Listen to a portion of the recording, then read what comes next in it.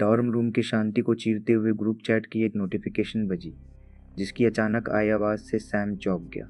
उसने अपना फ़ोन उठाया, यह सोचकर कि शायद वाईफाई को लेकर कोई मामूली सी शिकायत होगी, लेकिन इसके बजाय डॉर्म वार्डन मिस्टर हैरिस के उस मैसेज को देखकर उसका खून सूख गया। इमरजेंसी, कुछ अनजान घुसपैठियों ने कैंपस की दीवारें फांद ली हैं और डॉर्म बिल्डिंग के अंदर घुस आए हैं। सभी स्टूडेंट्स तुरंत अपने अपने दरवाजे लॉक कर ले। किसी भी हालत में आपको अपने कमरों से बाहर नहीं निकलना है। सैम चमकती हुई स्क्रीन को घूरता रहा। उसके माथे पर चिंता की गहरी लकीरें खिंच गईं। घुसपैठिए। इससे पहले कि वह इस वार्निंग को ठीक से समझ पाता, किसी ने पागलों की तरह उसके दरवाजे को जोर जोर से पीटना शुरू कर दिया। सैम, दरवाज़ा खोलो, बाहर कुछ तो गड़बड़ है। हॉलवे से एक आवाज़ चीखी, कोई चीज़ मेरा पीछा कर रही है। सैम के चेहरे का रंग पल भर में उड़ गया। यह आवाज़ उसके रूममेट मैक्स की थी। उसमें वही जानी पहचानी भारीपन और हल्की सी दरार थी। एक ऐसी आवाज़ जिसे पहचानने में सैम कभी गलती नहीं कर सकता था, लेकिन दहशत की एक ठंडी लहर उसके पूरे शरीर में दौड़ गई, क्योंकि मैक्स को इस वक्त कैंपस में होना ही नहीं चाहिए था। मैक्स तो उसी दोपहर को ही शहर के एक इंटरनेट कैफ़े में पूरी रात गेमिंग करने के लिए निकल गया था। महज 30 मिनट पहले ही उसने अपने इंस्टेंट नूडल्स की एक फ़ोटो भी पोस्ट की थी, जिसमें उसकी लोकेशन मीलों दूर की थी। तो फिर भगवान के लिए ये दरवाजे के बाहर कौन खड़ा था, जो पागलों की तरह लकड़ी को पीट रहा था? तभी मिस्टर हैरिस ने ग्रुप चैट में एक और रोंगटे खड़े कर देने वाला मैसेज भेजा। सभी स्टूडेंट्स ध्यान दें, ये घुसपैठिए बेहद खतरनाक है और भेष बदलने में माहिर है। आपको अपने दरवाजे के बाहर खड़े किसी भी इंसान की बहुत सावधानी से पहचान करनी है।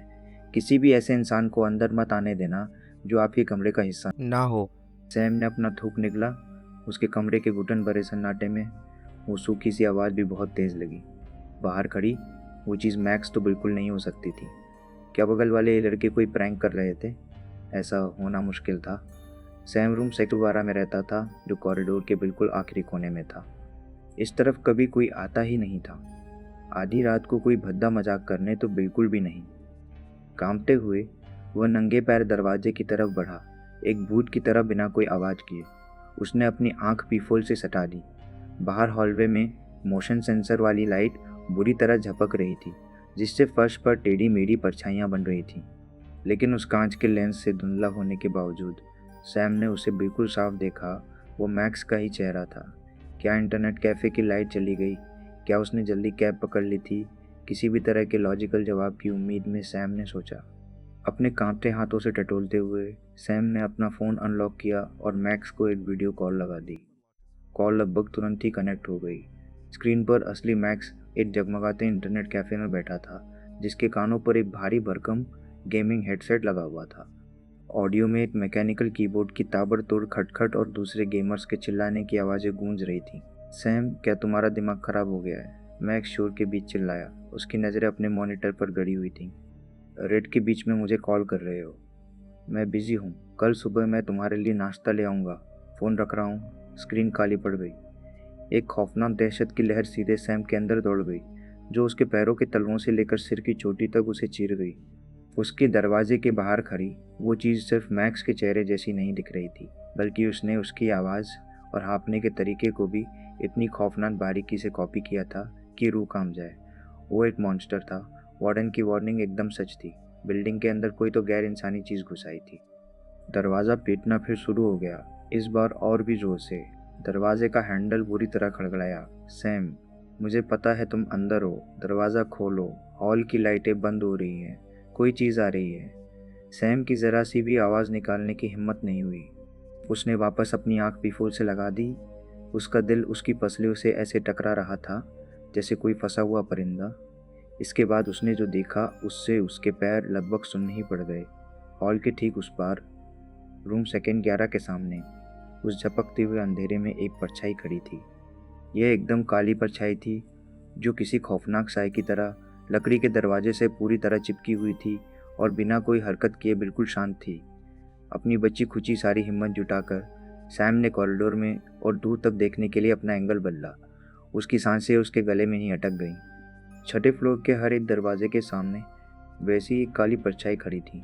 वो एकदम खामोश थी, लकड़ी से बिल्कुल चिपकी हुई, और बड़ी ही शांति से अंदर मौजूद डरे हुए स्टूडेंट्स के दरवाज़ा खोलने का इंतज़ार कर रही थी।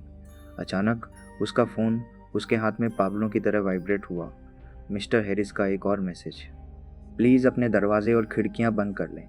किसी पर भी भरोसा मत। मैसेज अचानक बीच में ही कट गया, जैसे भेजने वाले को बीच वाक्य में ही रोक दिया गया हो। सैम की सांसें उखड़ने लगी। उसे ऐसा लगा जैसे वो पूरी तरह से फंस चुका है। पहले एकदम सुनसान पड़ा डॉन का ग्रुप चैट अचानक पूरी तरह से अफरातफरी में बदल गया। ये क्या बकवास है? क्या किसी और के दरवाजे पर भी कोई दस्तक दे रहा है? बाहर से जो आवाज़ आ रही है वो एकदम मेरे नीचे वाले बेड के रूममेट की है, लेकिन वो तो अभी सच में ऊपर वाले बेड पर सो रहा है। दरवाज़ा मत खोलना, बिल्कुल मत खोलना। मेरे दरवाजे के बाहर एक औरत रो रही है, लेकिन ये तो एक बॉयज़ डॉम है। मैं 911 पर कॉल नहीं कर पा रहा। फ़ोन में नो सर्विस आ रहा है। घबराहट से भरे मैसेजेस की उस बाढ़ को बूढ़ते हुए सैम को खौफनाक सच समझ आ गया। यह कोई इक्का दुक्का घटना नहीं थी। यह एक बहुत बड़ा बेरहम शिकार का मैदान था। जैसे ही सबकी निराशा अपने चरम पर पहुंची, मिस्टर हैरिस का एक नया मैसेज पॉपअप हुआ। सभी लोग घबराए नहीं। सिक्योरिटी ने पुलिस से कांटेक्ट कर लिया है। मुझे अभी ऊपर से ऑर्डर मिले हैं। ये खतरा सिर्फ हमारी बिल्डिंग तक ही सीमित है। कुछ ही पलों में मैं सिक्योरिटी टीम के साथ एक एक फ्लोर पर आकर आप सभी को हिफाजत के लिए अंडरग्राउंड जिम में ले जाऊंगा। जब आप मुझे अपनी चाबियों से अपने दरवाजे पर 3 बार खटखटाते हुए सुने तो तुरंत बाहर आ जाएं। ग्रुप चैट में साफ तौर पर राहत की लहर दौड़ गई। ऐसा लग रहा था मानो पूरी बिल्डिंग को एक साथ कोई लाइफलाइन मिल गई हो। कुछ ही मिनटों में ग्रुप में तेज अपडेट्स की बाढ़ आ गई। मैं फर्स्ट फ्लोर पर वार्डन के साथ हूँ। हम सेफ हैं। अंडरग्राउंड जिम में पहुँच गया, भगवान का शुक्र है। रूम 310 को सेफली इवैक्यूएट कर लिया गया है। Thank you mister Harris.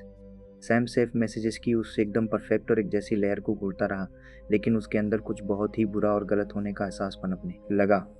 यह एक जर्जर पुरानी स्टाइल की बिल्डिंग थी, जिसमें बीच में एक पतली सी सीढ़ी थी।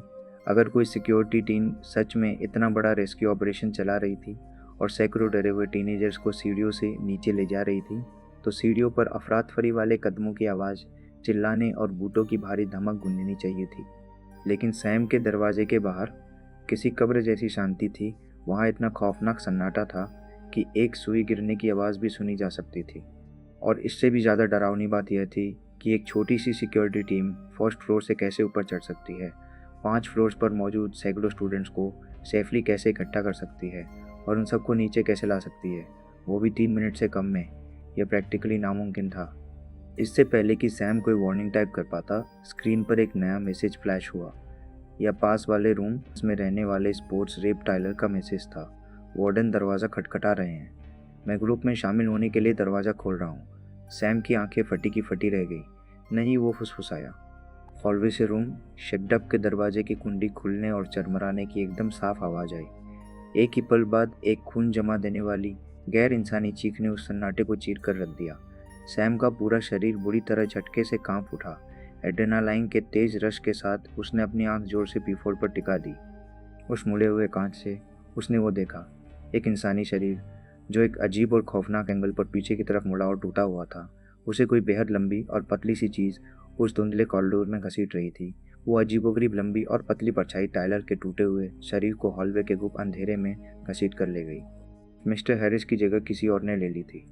डॉम वार्डन का भेष बदल कर आई वो चीज़ यहाँ किसी को बचाने नहीं आई थी। वो यहाँ सबको बेरहमी से मारने आई थी। बुरी तरह कांपते हाथों से सैम ने अभी अभी जो कुछ भी देखा था उसे डॉम ग्रुप चैट में टाइप कर दिया। अपने दरवाजे मत खोलना, वार्डन नकली है। शख्सर को टाइलर ने अभी अपना दरवाज़ा खोला था और वो मारा गया। उसने सेंट दबाया। उसकी छाती खामोश और डरी हुई सांसों से तेजी से ऊपर नीचे हो रही थी। लेकिन चैट में एकदम सन्नाटा पसरा रहा। किसी ने कोई रिप्लाई नहीं किया, किसी का कोई रिएक्शन नहीं आया। एक सेकंड बाद एक नोटिफिकेशन पॉपअप हुआ। एक नए गुमनाम मेंबर ने ग्रुप चैट ज्वाइन की थी। चूँकि एक होशियार स्टूडेंट पहले ही सच समझ चुका है, इसलिए हम इस इवैक्यूएशन वाले नाटक को यहीं छोड़ देते हैं। चलो अब सीधे रूम इंस्पेक्शन शुरू करते हैं। सैम का खून एकदम सर्द पड़ गया जब उस नए मेंबर ने एक और मैसेज भेजा। ठीक रात 2 बजे मैं 6ठे फ्लोर पर आऊँगा। मैं बहुत बारीकी से हर एक कमरे का इंस्पेक्शन करूँगा।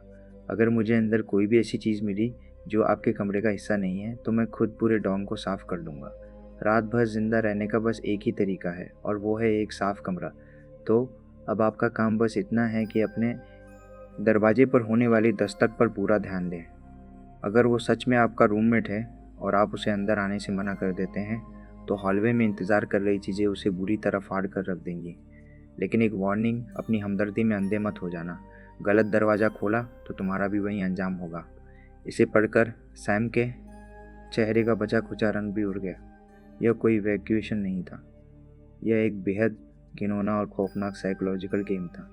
एक चूहे की तरह फंसने के बजाय सैम बालकनी की तरफ भागा, इस हताश उम्मीद में कि शायद नीचे उतरने या भागने का कोई रास्ता मिल जाए। लेकिन जैसे ही उसने खिड़की से बाहर देखा, उसका दिल पूरी तरह से नाउम्मीदी की गहराई में डूब गया। बाहर की दुनिया गायब हो चुकी थी। पूरे कैंपस को एक बेहद घने और घुमड़ते हुए काले कोहरे ने निगल लिया था। उस काली धुंध के अंदर हिलती हुई परछाइयाँ और खौफनाक साए लगातार छटपटा रहे थे। वहाँ से बाहर निकलने का कोई रास्ता नहीं था। वो खिसकता हुआ वापस अपने कमरे के बीचों बीच आ गया। उसका दिमाग तेजी से दौड़ रहा था। इंस्पेक्शन रात 2 बजे है।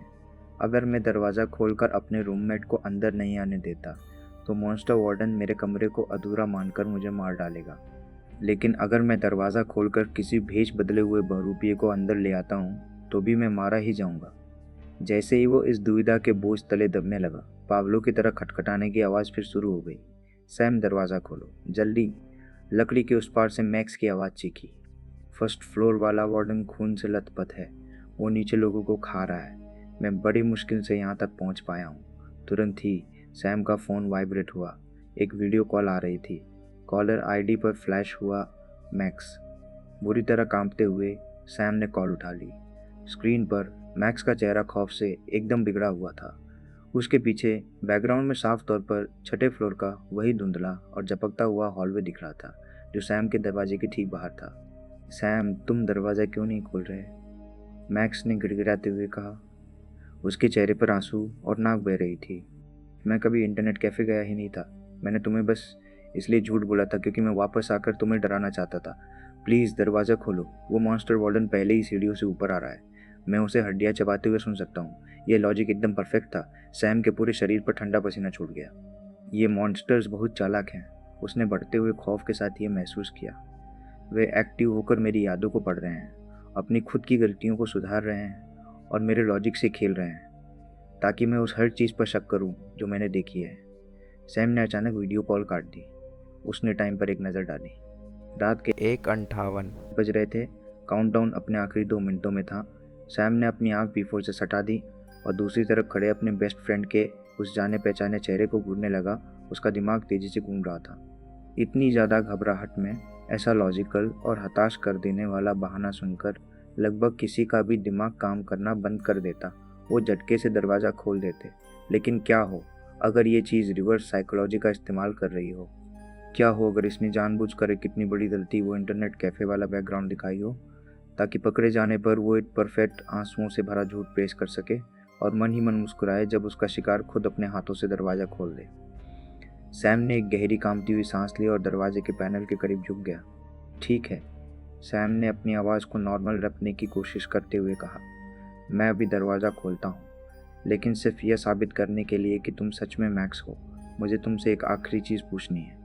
जल्दी पूछो, मैक्स हॉलवे से चीखा। वो पहले ही 5वें फ्लोर पर आ चुका है।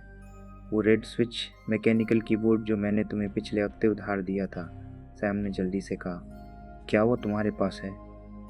मैंने उसे खरीदने के लिए 2 महीने तक पैसे जोड़े थे। ये मत कहना कि तुमने उसे खो दिया है। दरवाजे की दूसरी तरफ खड़ी वो चीज़ साफ तौर पर एक पल के लिए सुन्न पड़ गई। है मेरे पास है, मैक्स की आवाज़ ने जवाब दिया, जो जल्दबाजी और हताशा से भरी हुई थी। वो यहीं मेरे बैकपैक में है। बस दरवाज़ा खोलो और मैं वो तुम्हें दे दूँगा। वो टोन एकदम परफेक्ट थी। वो बिल्कुल उसी लापरवाह, जल्दबाज रूममेट की तरह लग रही थी जिसके साथ सैम सालों से रह रहा था। लेकिन उस जवाब को सुनते ही सैम ने धीरे से जानबूझकर अपना हाथ लॉक से हटा लिया।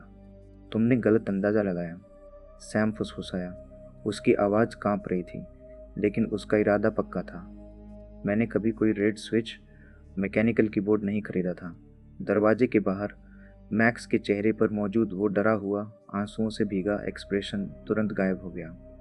वो इंसानी मुखौटा पिघल गया और उसकी जगह एक भद्दी, जहरीली और बेहद खौफनाक मुस्कान ने ले ली। तो वो चीज़ एक ऐसी आवाज़ में फुफकारी जो पत्थर घिसने जैसी लग रही थी। मेरी चोरी पकड़ी गई। अचानक हॉलवे से एक खौफनाक कान फाड़ देने वाली चीख गूंज उठी। ये आवाज़ ऐसी थी जैसे कोई अपने मोटे नुकीले नाखूनों से मेटल के डोर फ्रेम को बुरी तरह नोच रहा हो। वो चीज़ पागलों की तरह अपना भयानक गुस्सा निकाल रही थी। सैम के चेहरे से बस कुछ ही इंच की दूरी पर लकड़ी और स्टील को फाड़ रही थी। तभी सैम की डेस्क पर रखी डिजिटल घड़ी बजी। रात के 2 बजे। बाहर पागलों की तरह खरोचने की वो आवाज़ अचानक रुक गई और उसकी जगह एकदम घोटू सन्नाटे ने ले ली। कॉरिडोर के दूसरे छोर से भारी और घिसटते हुए कदमों की आवाज़ें गूंजने लगीं। धप खुरच। इसके साथ ही एक तेज, चूहने वाली और मजाक उड़ाने वाली हंसी भी आ रही थी, जिसने सैम के दांत खट्टे कर दिए। इंस्पेक्शन का टाइम हो गया। एक कर्कश, गैर इंसानी आवाज़ गूंजी। जो लोग मेरी बात नहीं मानेंगे उन्हें सज़ा मिलेगी। घिसटते हुए वो कदम और तेज होते गए और आखिरकार के ठीक सामने आकर रुक गए।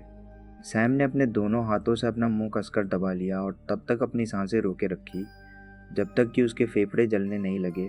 वो इस बात से डरा हुआ था कि कहीं उसके दिल की तेज धड़कन भी उसका राज न खोल दे। उसने पीछे से देखा कि एक विशाल और अजीबोगरीब परछाई उसके दरवाजे के बाहर खड़ी थी। ऐसा लगा जैसे वो एक लंबे खौफनाक पल के लिए अंदर झांक रही थी।